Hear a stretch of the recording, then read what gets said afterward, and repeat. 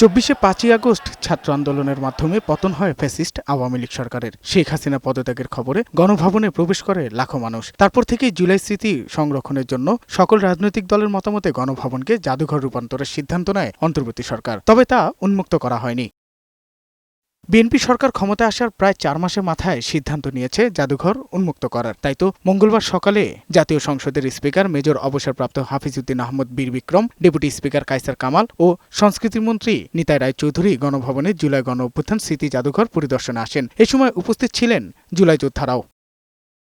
ঘণ্টাখানেক পরিদর্শন শেষে গণভবন থেকে বেরিয়ে সাংবাদিকদের সাথে কথা বলেন তারা। এই সময় সংস্কৃতি মন্ত্রী আগামী জুলাই বা আগস্টের প্রথম সপ্তাহে জাদুঘর খুলে দেওয়ার কথা জানান। ব্যাপক কর্মযোগ্য এখানে আমরা কাজ করে চলেছি এবং কাজটা সম্পন্ন হলেই আমরা আশা করছি আগামী জুলাই মাসের শেষের দিকে অথবা অগস্টের ১ তারিখে আমরা এই জাদুঘর ওপেন করব এবং সেটা মাননীয় প্রধানমন্ত্রী একটা সময় নির্ধারণ করে দেবেন।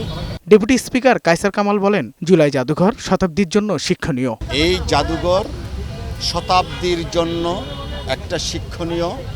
ফ্যাসিজম থেকে বাংলাদেশের দামাল ছেলেরা ফ্যাসিজম মুক্ত বাংলাদেশ কিভাবে প্রতিষ্ঠিত করেছেন, এই জাদুঘর হচ্ছে তার প্রতিবিম্ব। জুলাই আন্দোলনের সব চিত্র এই জাদুঘরে তুলে ধরা হয়েছে বলে জানিয়ে স্পিকার বলেন, এই জাদুঘর প্রমাণ করে স্বৈরাচারকে কেউ সহ্য করে না। অভিনয়ে পারদর্শী এই নেত্রী বাংলাদেশের ইতিহাসে চিরকাল কলঙ্কিত হয়ে থাকবেন এবং এই জাদুঘর যতদিন থাকবে এই মাফিয়া নেত্রী, এই মাফিয়া দলের হত্যাকাণ্ড সম্পর্কে মানুষ এখানে এসে তাদের প্রতি থুতু নিক্ষেপ করবে।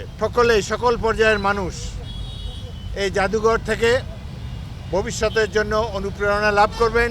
গণভবনে বসে ছাত্র আন্দোলনে হত্যার হুমকি, শেখ হাসিনা কল রেকর্ড সহ নানা তথ্য জুলাই জাদুঘরে সংরক্ষিত আছে বলেও জানান স্পিকার।